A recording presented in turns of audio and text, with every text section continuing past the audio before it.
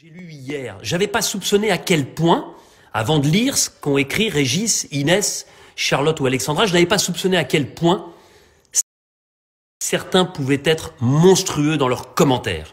Alors, plus simplement que de vous dire quelque chose comme ça, j'ai écrit ce que j'avais sur le cœur et je vais simplement vous le dire avant d'accueillir Candice et Jérémy parce que je pense que là, on a dépassé les bornes.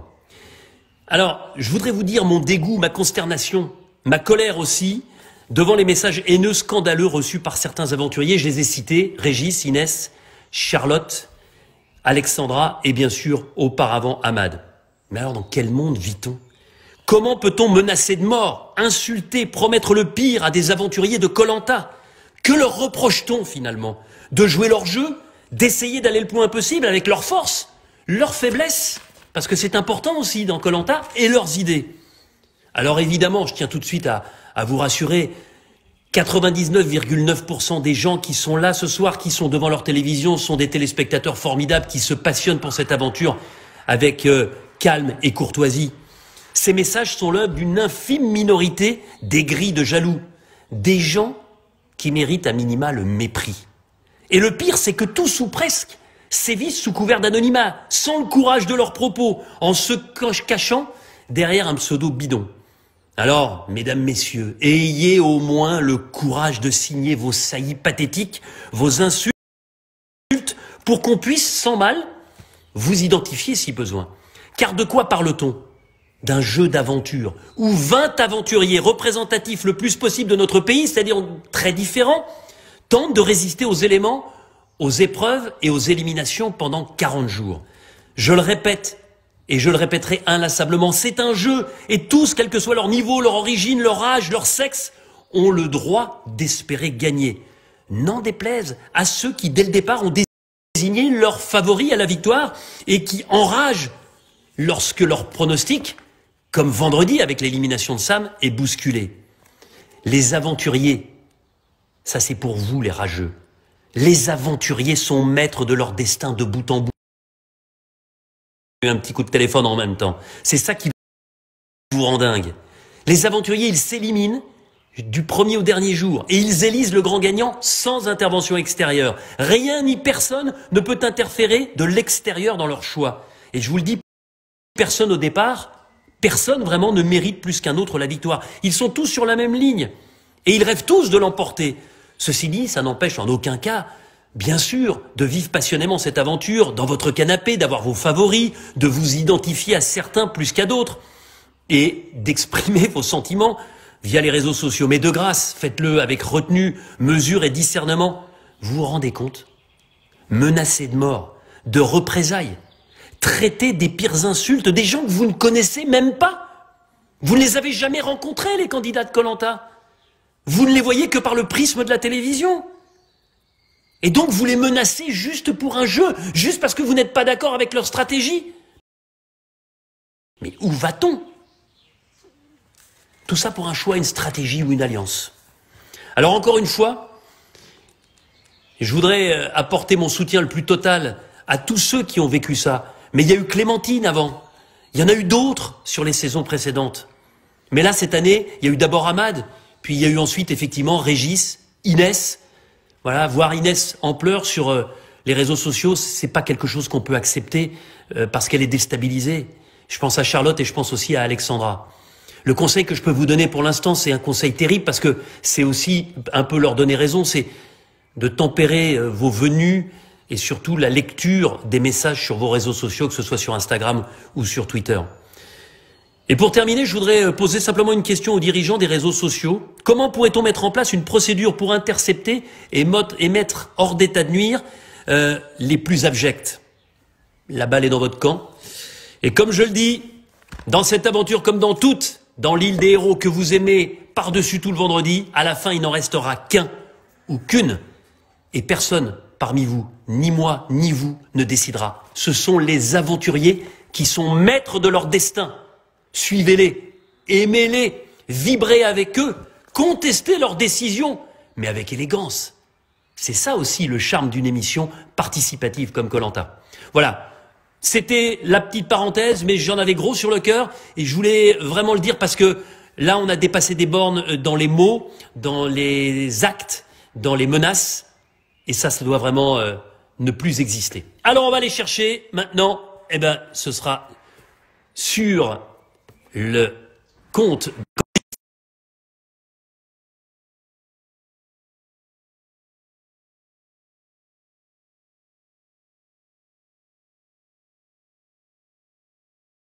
Comment? Très beau discours, c'était très bien. Oui. Ben non, mais on essaye parce que là, franchement, enfin, vous l'avez peut-être vécu vous aussi, mais enfin, quand on est d'accord que quand on est aventurier de koh-Lanta, un, on n'est pas préparé, Ouais. et deux, en aucun cas, on ne doit recevoir des insultes, quelles que soient les décisions qu'on prend. C'est clair. On est Et d'accord? c'est vrai que nous, on a eu de la chance dans notre saison, on n'avait pas de tête de turc, entre guillemets, comme ont pu l'être Clémentine, comme Ahmad cette saison ou d'autres. Et c'est hyper dur à vivre, comme tu le dis, parce que nous, on n'est pas du tout préparés. Les joueurs de foot, ils ont l'habitude, quand ils font une fausse frappe, tout le monde les siffle, on se moque d'eux, etc. Mais c'est leur métier, ça fait des années qu'ils le vivent. Nous, on fait une émission qui est notre rêve, on en sort, et quand on en sort, on voit des insultes, des menaces de mort, alors qu'on a juste dit à un tel ou un tel qu'on n'était pas d'accord avec lui ou qu'on l'a éliminé. Et vraiment, nous, ça nous atteint beaucoup plus que ça peut atteindre n'importe qui d'autre sur les réseaux, parce qu'on n'est vraiment pas habitué à ce milieu-là et à ce genre de réflexion, quoi.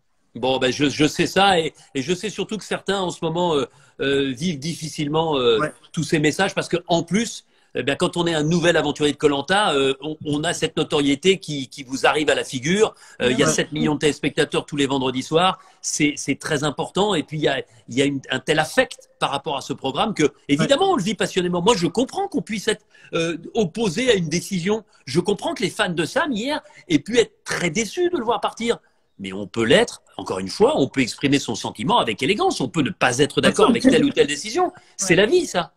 Et puis le premier à accepter sa défaite, c'est Sam. Donc si lui il accepte, pourquoi pas les autres aussi, enfin... Exactement. Bon, et dites-moi, vous êtes confinés où, les amoureux, là? Parce que c'est très bucolique, l'endroit où vous êtes. Ouais. Alors, On est dans le sud, mais on n'avait pas de super 3G. Du coup, on s'est trouvé un petit coin à Là, côté de la maison. pour tout dire, on est en milieu de la campagne sur une remorque. Donc j'ai mis dans ma story l'endroit où on est. C'est assez marrant. Mais voilà, Il y a de la c'est 4G. improvisé. C'est la 4G, voilà. Bon, ben, en tout cas, c'est très bucolique. Moi, je suis content de vous avoir parce que pour la seconde fois de ce rendez-vous koh-Lanta à 18h chaque soir depuis le début du confinement, eh bien, j'ai deux invités parce que vous êtes amoureux comme le sont Yesta et Benoît. Bon, ils ont pris un peu d'avance sur vous parce que Ouais. ils ont déjà fait et le mariage et le bébé. Rassurez-vous, je vous poserai pas cette question, mais en tout cas, vous vivez votre premier koh-Lanta ensemble en 2016. Vous ne vous connaissez absolument pas. Et là, eh bien, c'est vrai que c'est, j'ai envie de dire, avantage à Candice qui va, elle, jusqu'à l'orientation. Dites-moi si vous vous étiez repérés l'un et l'autre rapidement dans cette aventure. Est-ce qu'il y a eu un petit flash à un moment? Bah, pas trop.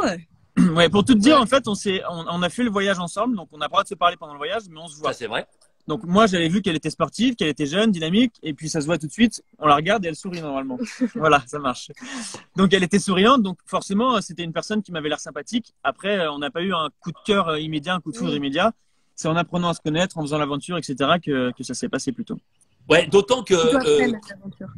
Qu'est-ce que tu dis, Candice? Même plutôt après l'aventure que pendant l'aventure, quoi. Ouais. Ouais. Il y en a plein. Il y a Ravière, il y a Yves qui nous demande quand le mariage, etc. Bon, vous leur répondrez à eux en message. Alors, ce qui est marrant, c'est que, évidemment, vous êtes séparés. Ça, c'est le hasard des équipes, puisque Candice, tu es rouge et Jérémy, tu es jaune. Moi, je voudrais qu'on y aille un peu crescendo et qu'on remonte un petit peu cette aventure. Le 4e épisode, Jérémy, tu te mets un peu à l'écart, tu fais un peu ton autiste, tu fais un peu ton Sam, hein, quelque part. Ouais, voilà, je fais mon Sam, c'est mieux. Tu fais un petit peu ton Sam, tu préfères voilà, te mettre un peu à l'écart, mais en revanche, tu montres des compétences de pêcheur. Et tant mieux pour l'équipe des jaunes, parce que les jaunes, vous avez du poisson, alors que les rouges, c'est pas Candice qui va me dire le contraire. Vous mangez le sable à l'époque. Hein. On ne mangeait pas grand-chose, ça c'est sûr. Ouais. On gagnait aucune épreuve. Ouais. Non, c'est vrai que la pêche m'a un peu sauvé sur cette aventure parce que ça me permettait de m'évader. J'avais besoin de mon moment où j'étais tout seul, tranquille, etc. En même temps, ça servait au groupe, donc c'était gagnant-gagnant. Et ouais, comme tu le dis, après, il y a eu un moment où je me suis un peu mis à l'écart j'ai pas fait ce qu'il fallait, je me suis tiré une balle dans le pied tout seul. Mais pourquoi? Parce que t'es plus. On comprend Sam, il est plus timide, il s'était préparé vraiment pour son aventure presque individuelle. Il nous l'a dit hier avec beaucoup de franchise. Toi, tu n'avais pas cet état d'esprit au départ. Ouais, mais je suis quand même vachement solitaire. Je suis fils unique déjà, donc j'ai l'habitude d'être seul.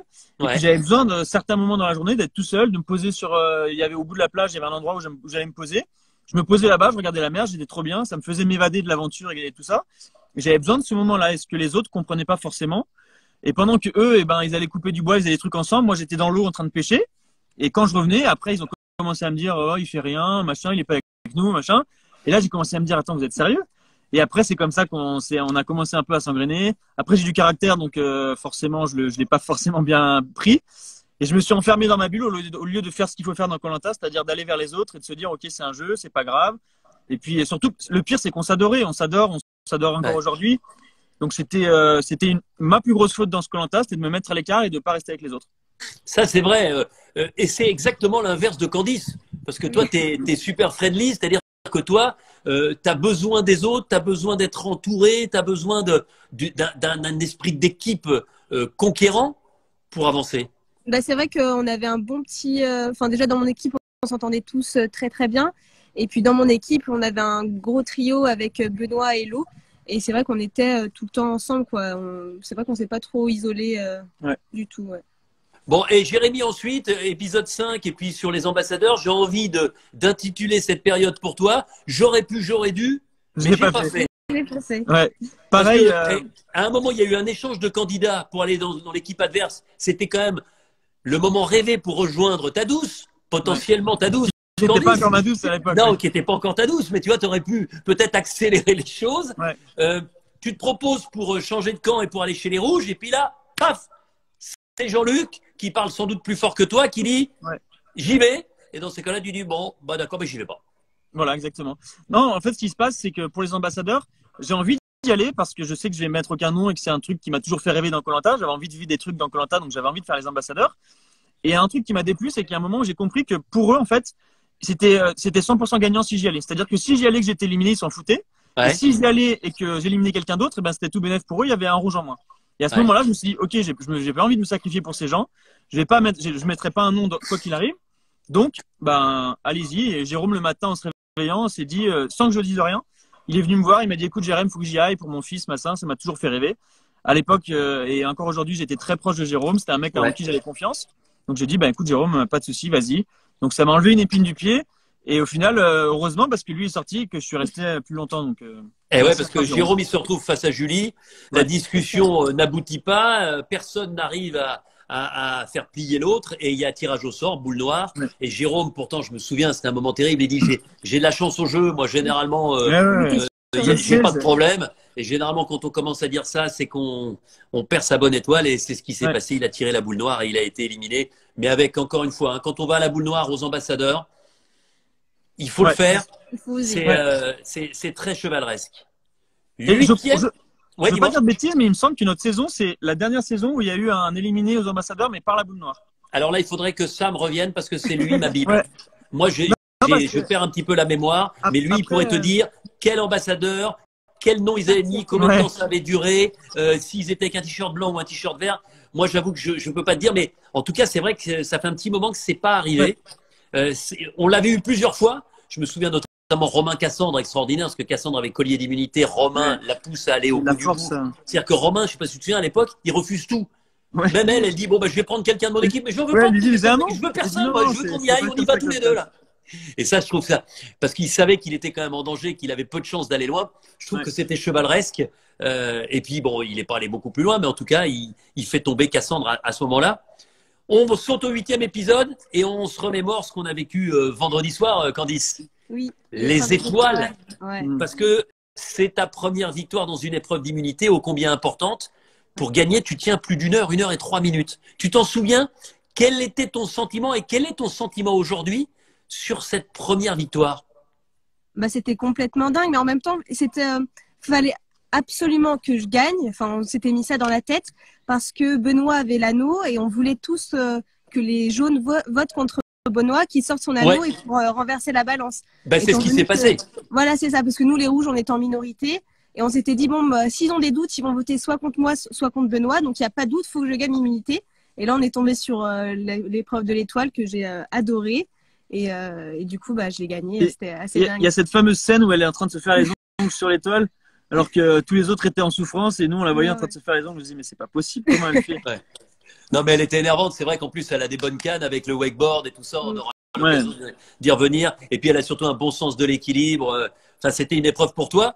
Enfin, les épreuves, elles s'enchaînent et elles sont quand même globalement pour toi, puisque sur le 9e épisode, et ça, c'est peut-être là que on a peut-être scellé le premier coup d'œil. Le parcours du combattant, Candice gagne pour les filles, Jérémy gagne le parcours des hommes. Et là, vous vous retrouvez sur une épreuve d'adresse avec des massues pour vous départager en finale. Et c'est Jérémy qui l'emporte. Quel souvenir vous en gardez de ce moment-là? Oh là là. Et je me suis dit, ils vont se faire un petit bisou, ça va être le truc. Non, c'est pour la fin du live. C'est pour faire monter c'est pour la fin du live. Pour faire monter l'audimat. D'accord. On a 30 000 à atteindre aujourd'hui. Donc, faut qu'on garde. Écoutez, je vous le souhaite. Vous êtes pas mal, mais on n'est pas encore à 30 000. Non, mais c'est vrai que nous, on est tous les deux fans de l'émission avant d'être participants.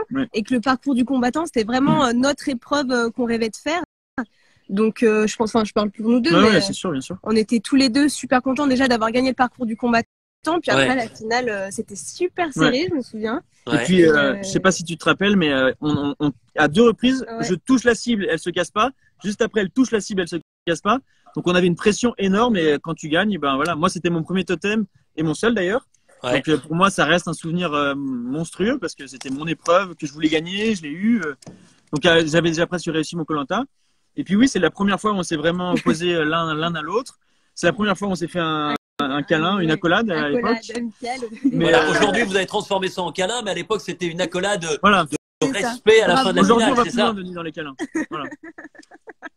Il va falloir que on mette une chronologie, tu sais. Il y a l'accolade, il y a l'accolade appuyée, il y a l'accolade et le regard, il y a le regard et le clin d'œil. Enfin, tu vois, on va essayer d'aller le plus loin possible. Jérémy, toi, la 10e épisode, tu profites d'une récompense gagnée par Yesta. Parce que, en fait, finalement, avec ta gueule d'ange et tes cheveux longs, tu étais un peu le chéri de ces dames sur ce tournage-là. Le chéri de ces dames, je sais pas, mais c'est vrai que je m'entendais très bien avec Yesta. On avait fait quasiment toute l'aventure ensemble en binôme, donc ça m'aurait paru logique de la prendre et ça lui a paru logique de me prendre, donc j'étais très content. Et puis c'était vraiment, c'est ce qu'on se dit quand on regarde Koh-Lanta, c'est qu'on se rend pas compte, mais les meilleurs conforts qu'on puisse faire et les meilleures choses qu'on puisse vivre à Koh-Lanta, c'est les conforts quand on va chez les gens à la rencontre de la population locale. Et c'est vraiment monstrueux comme confort. Un message très sympa, tu vois. Bien sûr qu'il y a des milliers de messages qui sont extrêmement sympas. Il y a une jeune femme, je pense, qui me dit quand je regarde Candice, ça me donne une envie folle de m'inscrire et de tenter ma chance à Koh-Lanta. Tu vois, vous aviez des exemples, vous, à l'époque, quand vous étiez fan uniquement. Et ben aujourd'hui, vous êtes de l'autre côté de la barrière et vous donnez envie à d'autres de vivre ça. 11e épisode. Moment compliqué pour toi, Jérémy, parce que ça va très vite. L'épreuve d'immunité. Et puis là, contrairement d'habitude, je vous laisse pas le temps de réfléchir, de repartir sur votre camp et de vous inviter le soir au conseil à la nuit tombée. Le conseil, c'est maintenant. Conseil surprise. Et un conseil surprise pour vous donner un petit peu la marche à suivre. Dans un conseil normal, on parle et ensuite on vote. Dans un conseil surprise, on vote et ensuite on parle. Pour éviter qu'il y ait des manigances, pour éviter qu'il se passe des choses un peu dans le dos. Et donc là, ça vote. Et ça vote contre toi, Jérémy. Tu quittes l'aventure à ce stade. Après, c'est vrai que ça m'a vraiment desservi, mais le problème, c'est qu'à ce moment-là, j'étais un peu up and down. Donc, il y avait des moments où j'étais avec les autres, content, etc. Il y avait des moments où j'en avais marre et je me disais, putain, ils arrêtent pas de me prendre la tête, etc. Je m'isole. Et là, on était parti sur une engueulade où je m'étais engueulé avec Yesta, justement, qui était mon binôme depuis le début. Et donc, en arrivant sur cette épreuve, c'était le pire moment pour moi de faire un conseil à ce moment-là parce qu'on n'avait pas pu en rediscuter. Ouais. J'avais pas pu voir les autres, de dire, OK, les gars, j'ai pas été cool ce dernier jour. Maintenant, et c'était fait exprès, hein. Ouais, voilà. Pas contre toi, mais c'était fait exprès que ça déstabilise. Le principe d'un conseil surprise, c'est pour déstabiliser. Il n'y a rien de mieux. Et de toute façon, à Koh-Lanta, c'est moi qui fais l'erreur. C'est moi qui fais l'erreur de ne pas être à la hauteur, de ne pas être avec les autres. Et après, ça arrive à ce moment-là. Je suis hyper déçu. Et ce qui est marrant, c'est que quand je suis éliminé, quand on arrive sur l'épreuve, je me rends compte qu'il y a un truc bizarre sur l'épreuve, parce que j'analyse à mort à chaque fois qu'on arrive sur l'épreuve, justement pour savoir ce qu'on va faire, etc. Et là, je me dis, il y a un truc chelou, donc je pense que c'est un conseil immédiat. Et là, je me dis, bon, bah, c'est bon, c'est moi qui pars. Mais en fait, c'était l'épreuve des palionniers derrière, comme ça, et je regarde l'eau, je me dis, bon, ok, là, si je tombe et que je touche l'eau, c'est fini pour moi, Koh Lanta. Et donc, je suis éliminé, je suis très déçu, mais encore ça va, parce que je m'y attendais un petit peu. Et après, quand on arrive dans la tente candidat, je passe peut-être 2-3 minutes, on a un petit truc à manger, et là, il me met un morceau de musique dans les oreilles, et là, je me dis, je perds toute la pression qu'il y avait de Koh Lanta, etc. Et là, je me dis, putain, mais quelle erreur tu viens de faire, mon Dieu, mais qu'est-ce que tu viens de faire? Et c'est à partir de ce moment-là, peut-être 5 minutes après l'élimination ou 10 minutes, où je me suis dit que j'avais fait une énorme erreur et que je l'ai regretté jusqu'à ce que je fasse mon deuxième Koh Lanta, et voilà. Bon, dis-moi, Candice, tu avais voté pour qui sur ce conseil surprise? Ou contre qui? Ne fais pas comme on conseille, Denis, à remuer le couteau dans la plaie. On te connaît. Oui, une belle preuve que tu sais quoi? Tu sais quoi? Je l'avais même pas préparé celle-là. Je viens de l'avoir sur une question, sur quelqu'un. Merci à la personne. J'ai pas vu le nom parce que ça défile trop vite. Mais il y a quelqu'un qui m'a dit. Et en plus, Candice, elle avait voté contre Jérémy, tu sais, avec l'emoji, avec les larmes. Le mec qui pleure. On a tendance à aimer son bourreau. Ben voilà, c'est mon cas. Bon ben voilà. Donc c'était encore, en tout cas, un moment extrêmement fort.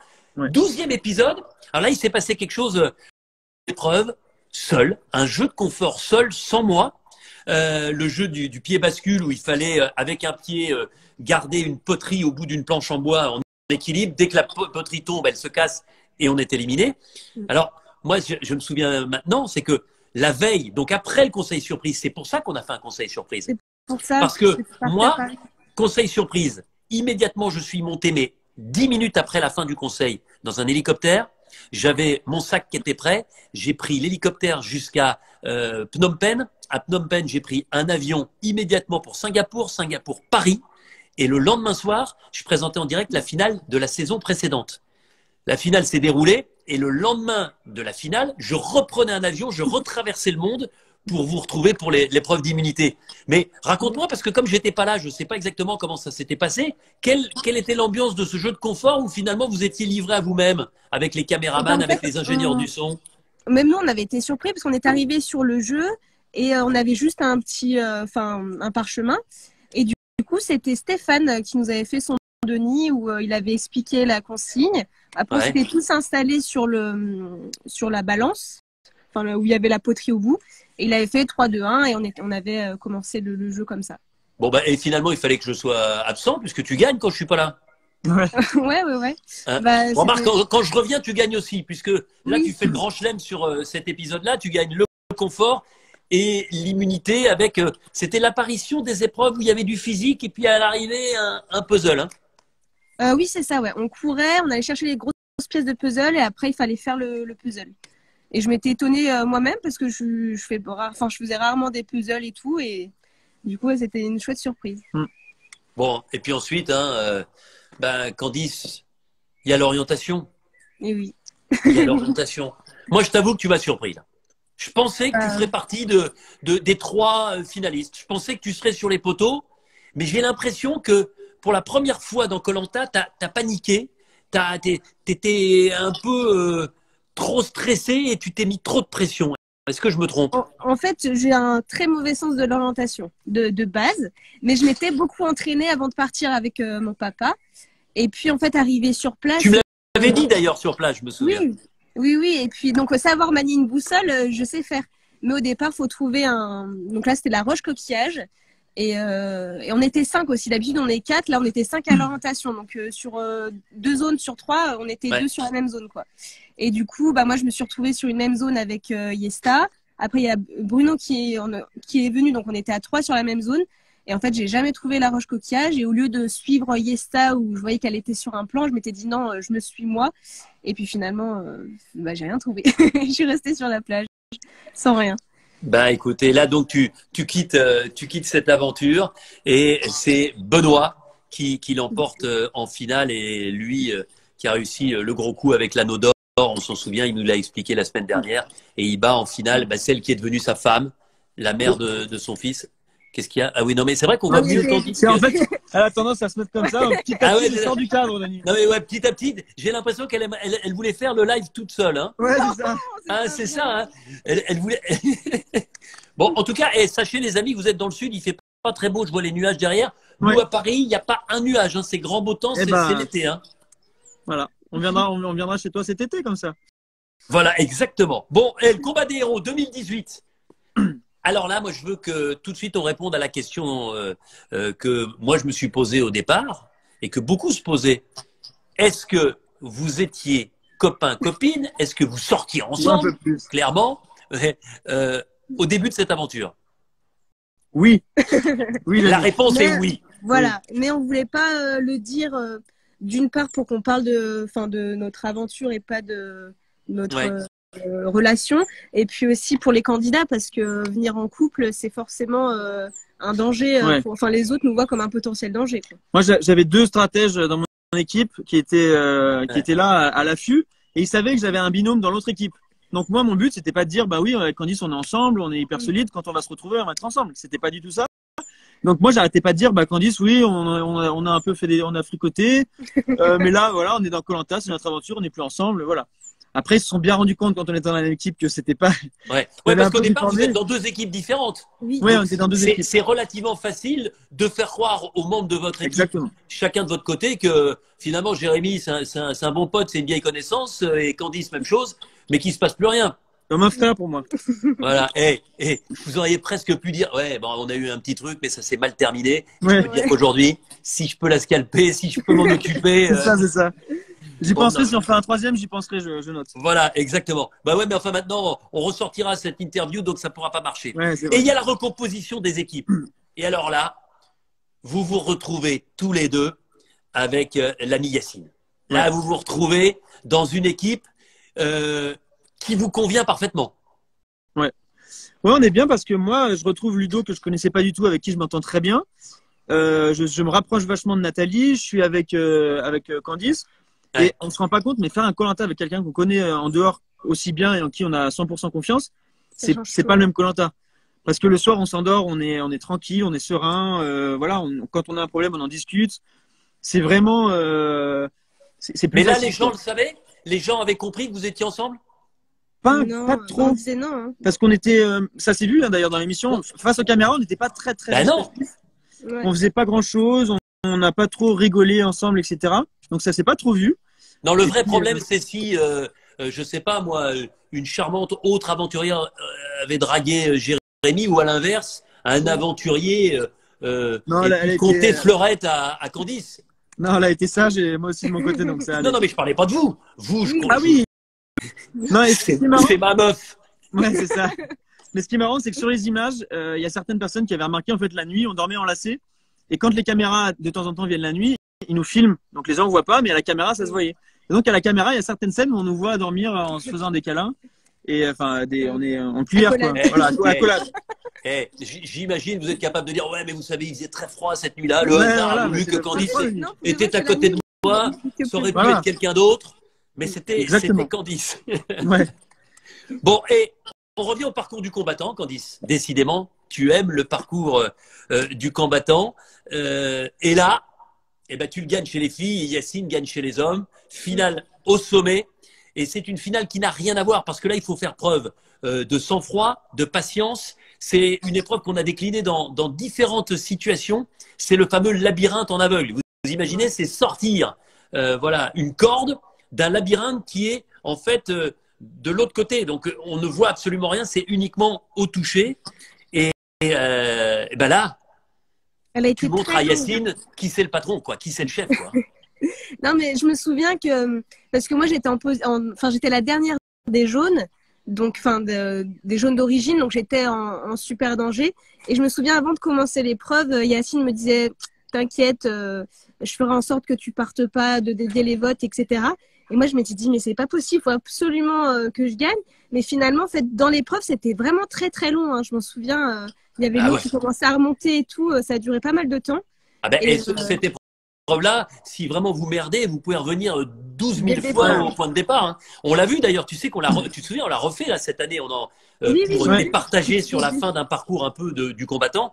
Les héros, Et c'est Théoura et Moussa qui ont pris le meilleur pour aller rejoindre les équipes d'Anonyme. C'était important pour toi de gagner ce parcours du combattant? Parce que si je calcule bien, la première fois, tu gagnes le parcours, mais tu perds l'immunité. La deuxième fois, tu gagnes le parcours, mais tu as appris, tu as plus d'expérience et tu gagnes l'immunité. Oui, comme je disais tout à l'heure, c'est vraiment mon épreuve fétiche, pour moi, qui est une des plus belles victoires, c'est le parcours du combattant. Donc, j'étais vraiment contente de la gagner. Et en plus, parce que je pense que si je perdais, j'étais éliminée, quoi. Ouais. C'était l'immunité où je partais. Et puis finalement, j'ai gagné et ils ont éliminé Jay parce qu'on était un binôme et ils ont vu gicler le binôme et du coup, ils ont éliminé Jay. Eh ouais, Jérémy. Vas-y, Denis. Hein. Je peux t'appeler Jérôme, mais non, mais Jérôme, c'était celui que tu as laissé aller Exactement. se saborder aux ambassadeurs. Je te remercie. Mon ami aujourd'hui. Ton ami aujourd'hui. Bon. Bah tiens, c'est quelqu'un pour qui que j'ai perdu de vue un peu, mais pour qui j'avais beaucoup d'estime et dont je trouvais la conduite intellectuelle extrêmement brillante. Voilà, c'est quelqu'un de bien.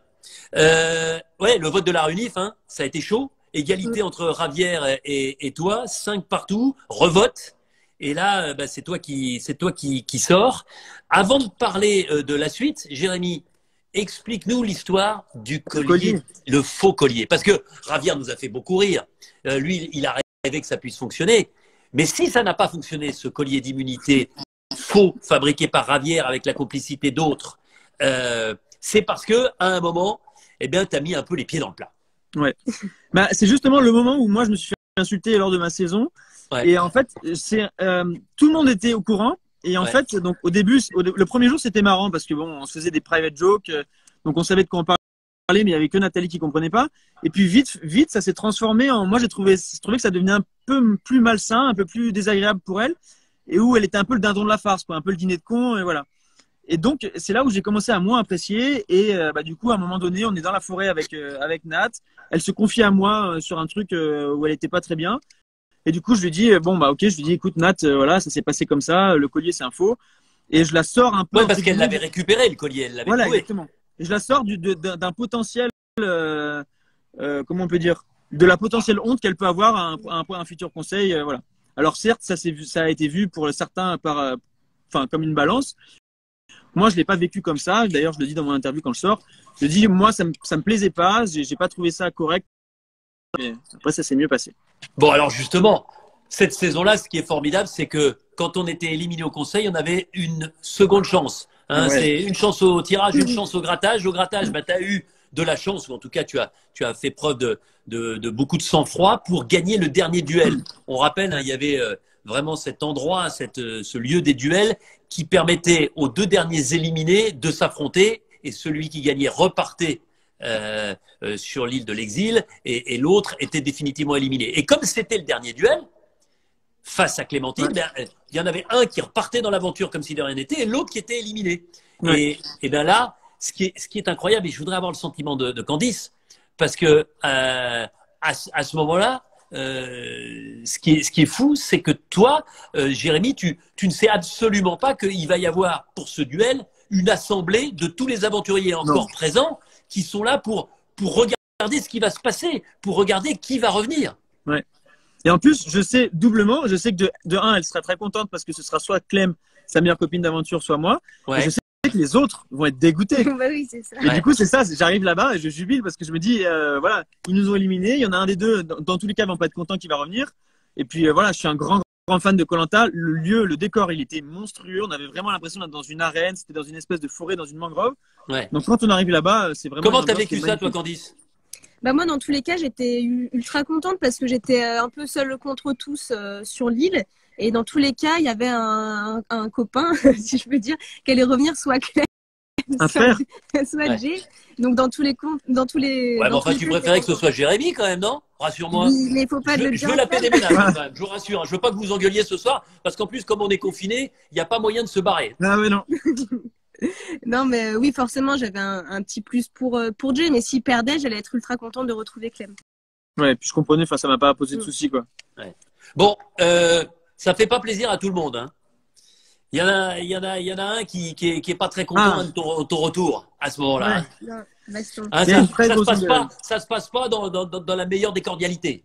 Non, mais c'est fait pour. C'est l'époque où il y avait un peu de pression psychologique. Tu reviens, t'es content. J'étais hyper content, hyper heureux, souriant, machin. Leur but, c'était de me mettre la tête sous l'eau. Ils l'ont très bien fait. Et voilà. Après, c'est le jeu. Et toi, avec Candice, là, vous êtes un petit peu isolé. C'est en fait un peu ta marque de fabrique. Hein. Quand tu te sens pas très bien, tu préfères t'éloigner plutôt que de rentrer dans le tas.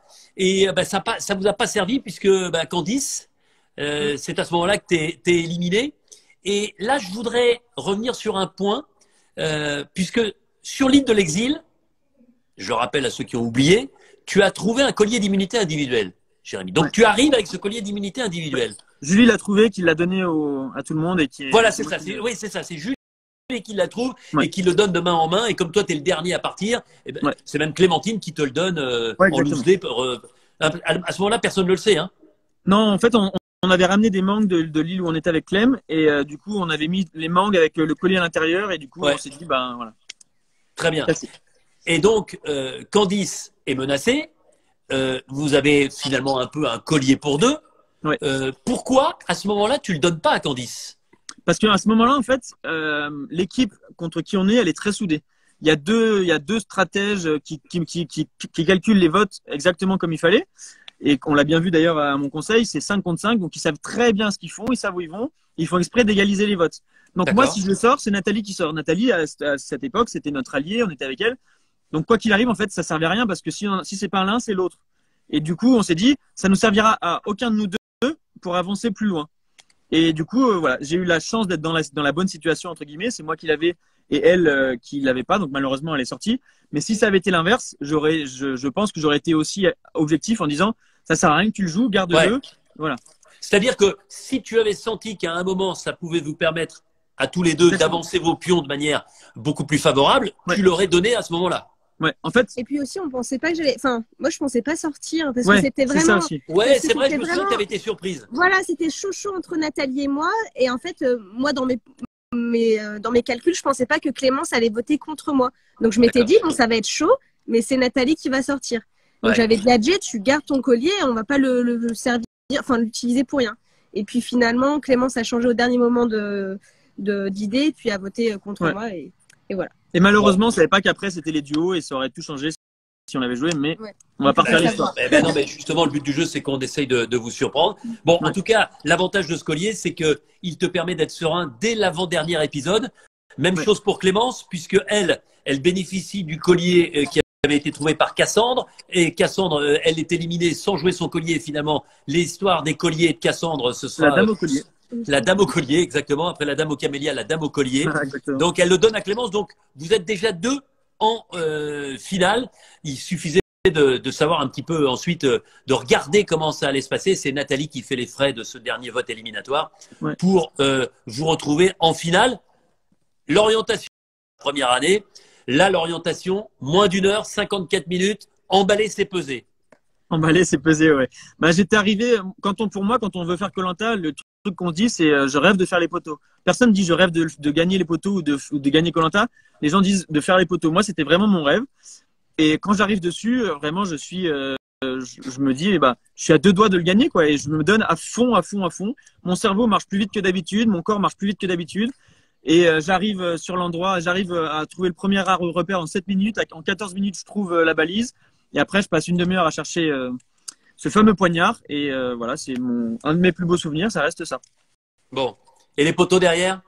Et les poteaux derrière, après, c'est mythique. Hein, c'est le rêve que j'avais avec mon meilleur ami, c'était de faire Koh-Lanta, de faire les poteaux. Et quand tu vois les poteaux, en vrai, c'est dingue.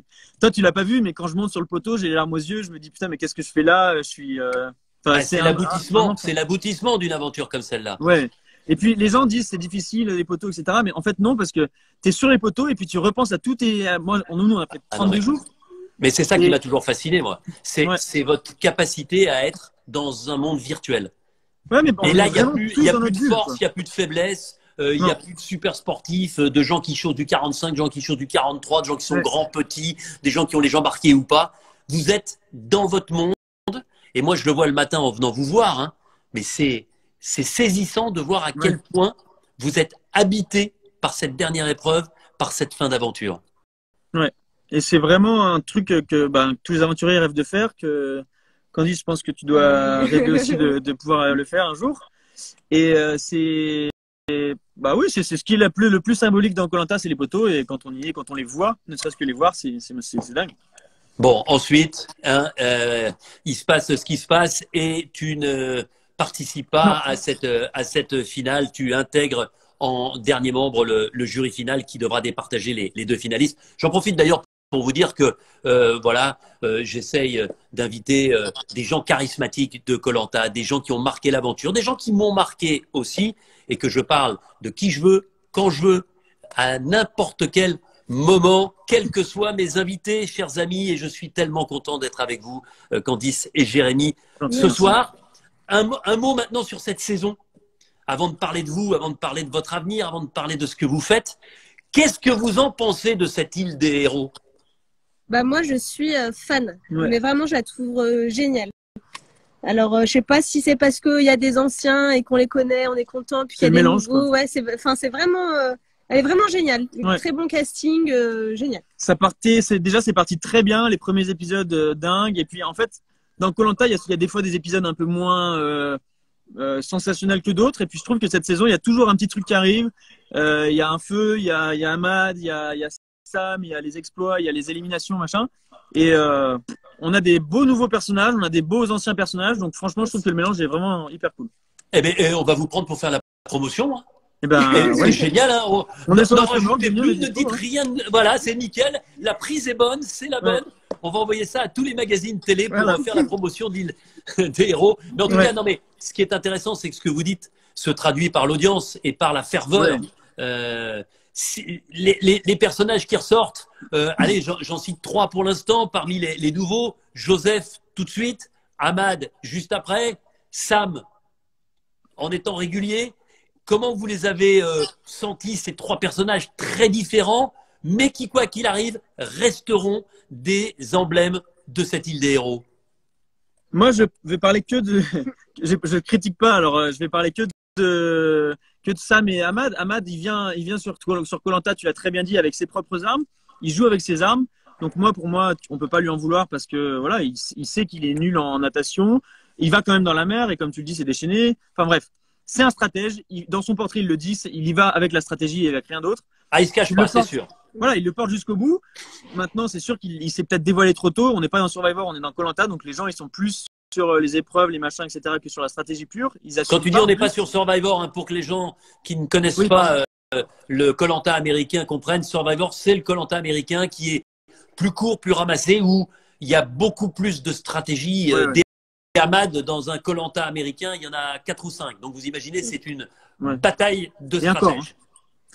Et Sam, Sam, il est monstrueux parce qu'à 18 ans, arriver à tenir tête à Claude et à Théora sur une épreuve du paresseux, pour le coup, moi, c'est des gens qui m'ont fait rêver de faire Koh-Lanta, Claude et Thé. Cette épreuve aussi, elle est légendaire, elle est mythique. Et de se dire, j'arrive sur l'épreuve et moi, je vais faire mieux qu'eux.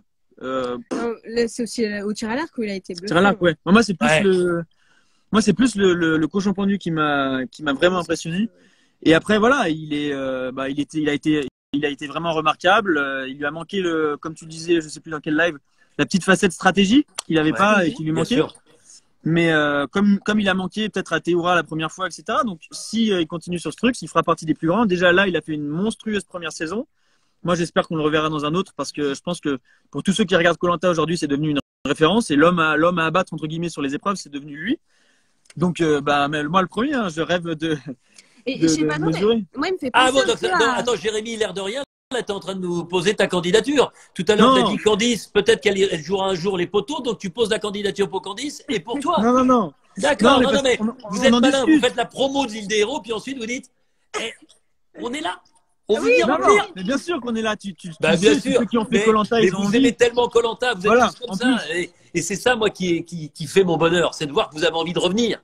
Bah oui, bien sûr. Et pour revenir sur Sam, moi, il me fait vachement penser à Yacine. Enfin, tu sais, fort dans les épreuves, mais fermé. Et puis, enfin, je connais pas Sam, mais dans le live, déjà, hier, il paraissait beaucoup plus sympathique. Et Yacine, pareil, quand on le connaît en dehors, il est super gentil et pas du tout l'image très carrée qu'il a à la télé, je trouve.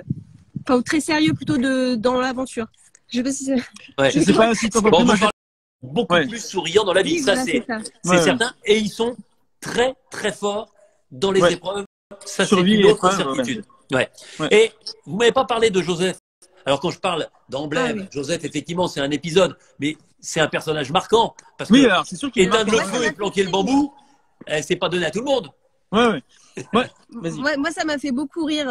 Parce que c'est vrai, souvent sur les réseaux, on voit des fois des blagues.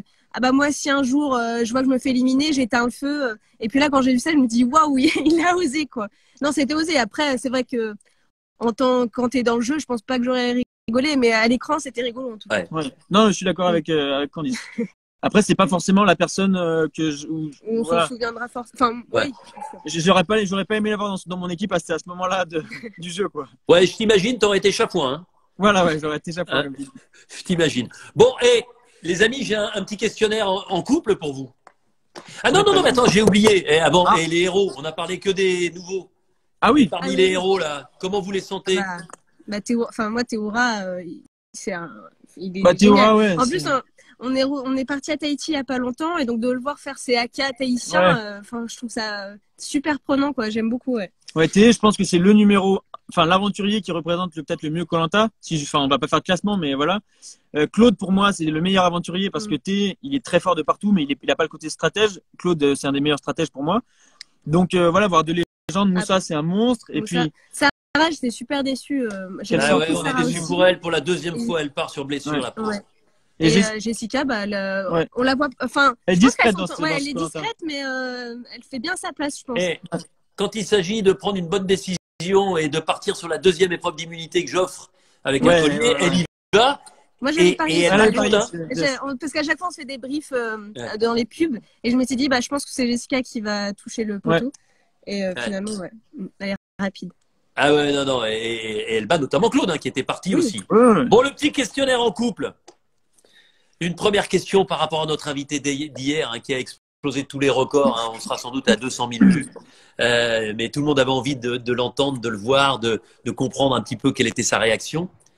Vous êtes en couple, vous. Vous Ouais. êtes connu sur Koh-Lanta. Et si Sam devait rencontrer sa moitié sur Koh-Lanta, parmi les aventurières que vous avez rencontrées ou que vous avez vues dans d'autres saisons, avec qui vous pourriez associer Sam? Vas-y. Alors, moi, j'ai eu Clémentine hier au téléphone. Et justement, on a briefé sur l'épisode. Et je sais qu'elle aime bien, l'aventurier. Elle le trouve fort et tout. Et puis, elle a aussi son petit carafon, elle aussi. Donc, Et ça ferait des étincelles, non, Clémentine Ah ouais. je connais pas personnellement Sam, mais ça pourrait faire des étincelles. Ça remonterait un peu sa cote de popularité, ce serait bien pour Clem. Mais en tout cas, s'ils reviennent et qu'ils sont dans la même équipe, dans un Koh-Lanta, vu la force de Clémentine dans les épreuves et celle de Sam, ça pourrait déménager. Hein. Ouais, non, mais je pense que ça collerait bien en plus, c'est vrai. Moi, je voyais plus Clémence lors de sa première aventure. Parce que 19 ans. Ouais, tous les deux un peu dans leur coin, tous les deux force mentale. Mais bon, maintenant, c'est le passé. Hein. Bon, maintenant, j'ai des questions et tout le monde se les pose. Donc là, je vais vous les poser. La langue de bois est totalement interdite et je vous demande de répondre tous les deux et vous n'êtes pas obligés. L'autre jour, Benoît et Yesta, de temps en temps, avaient des avis divergents. Ils étaient d'ailleurs même parfois surpris. Est-ce que on peut faire un câlin sur Koh-Lanta? Impossible. Ouais, pour moi, c'est impossible. Et, je pense que même pas d'envie. Ouais, non, il y a vraiment pas de libido en fait. On est les premiers surpris là-bas quand on y est. On en discute entre mecs. On se dit mais et toi alors comment tu fais et tout. Moi écoute non il y a rien etc. Là pour avoir dormi avec ma copine sur Koh-Lanta il y avait rien non plus donc. Juste un petit collet serré pour se tenir chaud et. Ouais voilà. J'ai presque envie de dire c'est purement amical quoi une fois quand on est là-bas. C'est pas amical mais c'est comment on dit. C'est juste voilà c'est juste. À aucun moment vous n'avez eu envie. Jamais. Non, jamais. 0-0. Même un petit bisou et tout ça. Ah si, on se fait des bisous, oui. Mais en cachette, en cachette. La Bah, nuit, puisque vous l'aviez pas dit. Non, mais c'est en partie à cause de ça qu'on s'est fait choper, c'est parce qu'elle me faisait des bisous, mais elle faisait le bruit du bisou. Donc à un moment, je lui dis arrête de faire ce bruit de bisou.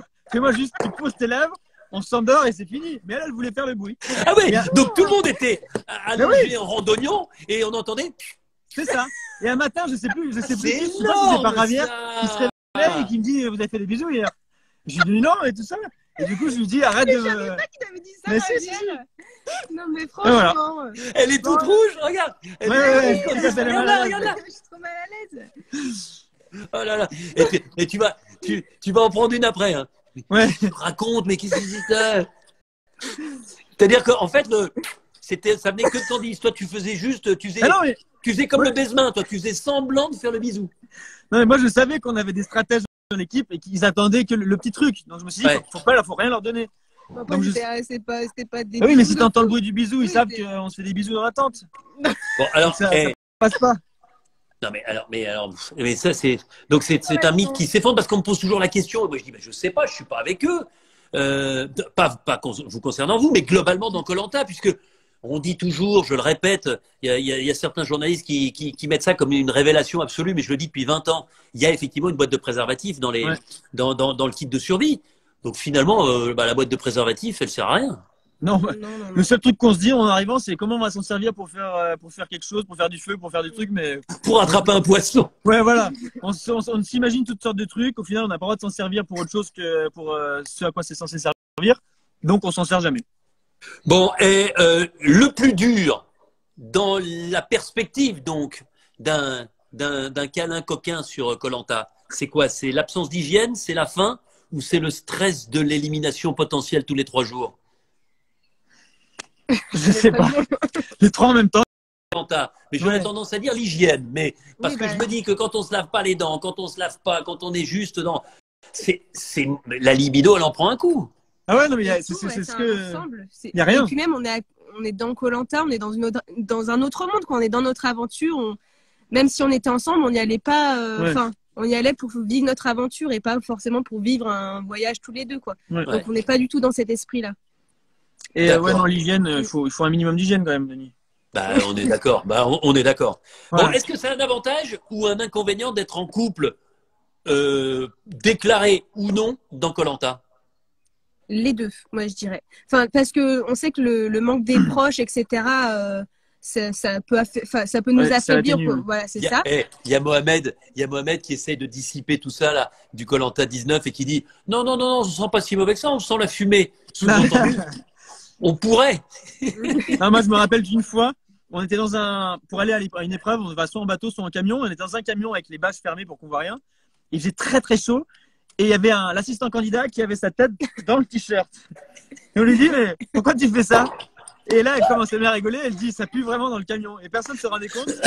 C'est la fois où on s'est rendu compte qu'on pue vraiment. Mais tu sais que c'est drôle parce que évidemment, de temps en temps, vous êtes assez proche de moi, ça sent, mais c'est une vraie injustice. C'est une vraie injustice. C'est-à-dire qu'il y en a qui sentent beaucoup plus que d'autres.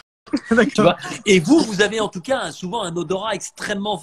Le nombre de fois où quelqu'un est venu me voir, je crois, si je dis pas de bêtises, il me semble que sur ce Koh-Lanta-là, à un moment, Inès me dit, oh là là, elle ne savait pas si ça sentait mon gel douche, un parfum, un déodorant, enfin, tu vois. Mais vous avez tellement, vous êtes tellement à l'affût. Je me souviens des caméramans qui sentaient la lessive. Ça sentait bon.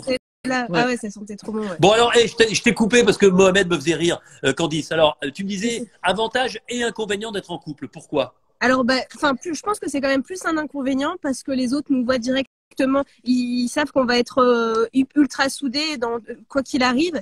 Donc, et puis ça a été le cas dans le combat des héros. Ils essayaient de nous, dans tous les cas, même s'il y avait d'autres binômes, mais ils voulaient dans un premier temps, je pense, classer le nôtre. Donc en éliminant Jay, puis après une fois qu'il est revenu, en éliminant moi. Quoi. Ouais. Donc je pense plus que c'est un inconvénient, même si en avantage, c'est quand même cool d'avoir une épaule. Pour nous, c'est un méga avantage. Et par contre, pour les autres et pour le jeu, pour la stratégie, c'est un super inconvénient. Ouais, mais c'est vrai que vous avez partagé quelque chose. Et même aujourd'hui, j'imagine qu'en reparler, c'est des sentiments, des sensations qui reviennent et qu'on peut partager. Oui, c'est sûr. Ouais. Bah, c'est d'ailleurs le problème de beaucoup de candidats quand ils rentrent, qui sont en couple. C'est qu'ils peuvent pas partager ça avec leurs proches, leur famille, etc. Enfin, ils peuvent l'expliquer, mais pas le faire ressentir. Nous, on sait de quoi on parle. Il n'y a pas une petite scène de ménage sur Koh-Lanta, discrète, genre non? Non, à part un moment où je lui dis où elle veut pas faire de stratégie, je lui dis mais là il faut que tu fasses des trucs et elle me dit non mais c'est bon, je fais pas de stratégie. Il y avait un caméraman à côté, donc là je dis rien. Et après quand le caméraman s'en va, je lui dis mais putain mais t'es con quoi, faut en parler, faut en faire, faut que tu fasses quelque chose, etc. Mais sinon, non, il s'est rien passé de. Bon, il y a quelque chose qui m'interpelle. Il y a 2 couples officiels dans koh solides, vous, et puis évidemment Yesta et Benoît qui sont mariés, qui ont le petit garçon, Juliane, et vous vous êtes connus tous les 4 sur la même saison de koh. Ouais. Est-ce un hasard ou est-ce qu'il y avait, je sais pas, une atmosphère particulière qui pouvait comme ça faciliter le rapprochement? En plus, c'était les 2 binômes, parce que moi j'étais en binôme avec Benoît, Ben oui. et ça, puis finalement. Vous avez En fait, croisé c'était les pas binômes. l'huile de l'anneau, là, c'était l'huile Je de crois que c'est l'anneau. ce que vous nous donniez à boire, Denis. Il y avait des trucs, des substances dans l'eau qu'il y avait à boire. Non, mais je pense que ouais, on était Des tous les 4. substances aphrodisiaques? Ouais, c'est ça. On était tous les 4 proches. Notre saison, on avait une super entente. Donc, quand on est sorti, ça a continué. On s'est toujours bien entendu. On avait des profils aussi qui étaient assez similaires. Ouais. Et puis voilà, mais c'est vrai que c'est bizarre qu'on soit que 2 couples et que ce soit de la même saison. Est-ce que ce serait possible, Jérémy, un koh sans Candice? Est-ce que tu pars si on te dit que tu pars sans Candice? Bien sûr que je pars, elle aussi, hein, mais parce que ça se refuse pas, koh ça peut pas se refuser. Candice, même chose? Tu Bah pars oui. sans lui? Et puis encore Mais on une- préfère partir ensemble, Voilà, j'imagine. c'est vrai que c'est cool de faire une aventure tous les 2. Mais encore une fois, pour aller le plus loin, je pense que c'est mieux qu'on parte chacun de notre côté. Et même si on refaisait un koh j'en reparle encore, Denis, je suis désolé. Hein. Ouais. Si on refaisait un koh et qu'on partait tous les 2, on serait hyper heureux de le faire ensemble. Mais je pense que chacun aussi de notre côté, on se dirait, ok, je pars faire une aventure. On l'a fait Moi, ensemble, je veux mais des photos. Ouais. Je les ai Mais pas voilà. fait encore. Ouais, mais là, vous auriez du mal à dire, bah non, on n'est pas ensemble, même Oui. si elle a sans doute progressé. Candice, elle fera des bisous. Ouais, Faire de bruit. silence. Des bisous de poisson rouge, Un Denis. mot avant de se quitter sur votre vie aujourd'hui. Jérémy, globetrotter, voyageur, on te voit partout. Moi, tu me fais rêver. Et tes études de commerce et tout ça, t'as laissé tomber? T'es Bah, devenu j'ai un laissé tomber voyageur? parce que j'ai eu mon master, Denis. Alors, à partir de ce moment-là, du coup, j'ai arrêté.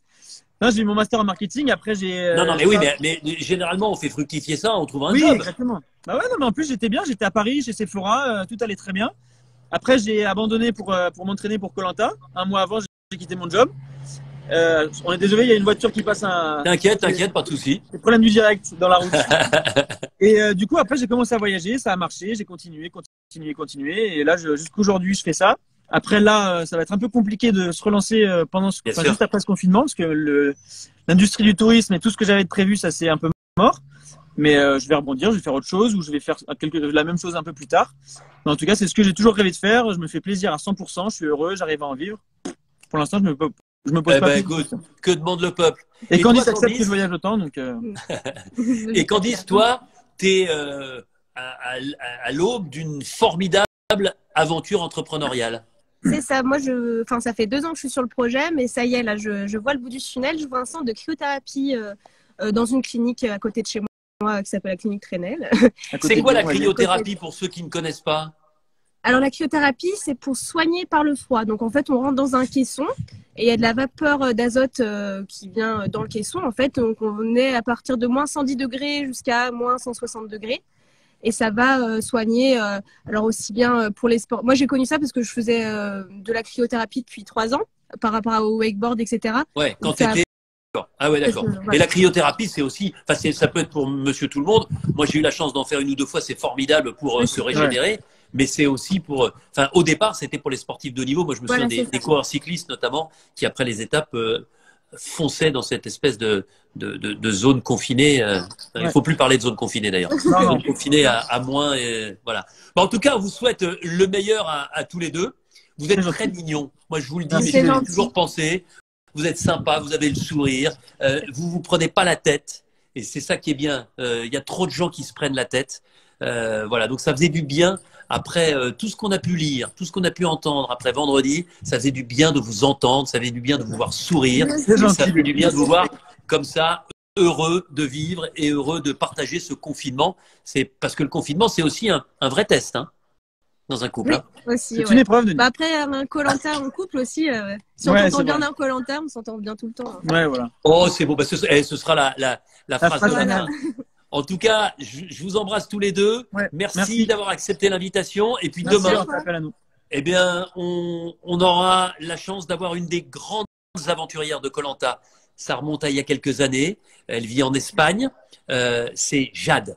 Ah. Jade, qui a gagné koh qui est vraiment dans les épreuves. Ouais. La niaque qu'elle partie des meilleures démontrait, filles. c'était quelque chose. Ah ouais, c'est une fille incroyable. Pour Ouais. ceux qui la connaissent pas, venez la découvrir. Pour ceux qui ont vécu ces aventures, n'hésitez pas à la retrouver demain. Vous verrez, elle n'a pas bougé. Elle vit dans le sud de l'Espagne. Je crois qu'elle est comme vous, heureuse. Ouais. Et on sera heureux, nous, de l'accueillir et de l'interroger. Elle suit toujours koh à bloc, même depuis Tarifa, dans l'extrême sud espagnol. Je vous embrasse fort tous les deux. Merci, Je Denis. vous embrasse tous. Bisous. Et puis voilà, manifestons nos sentiments, mais tempérons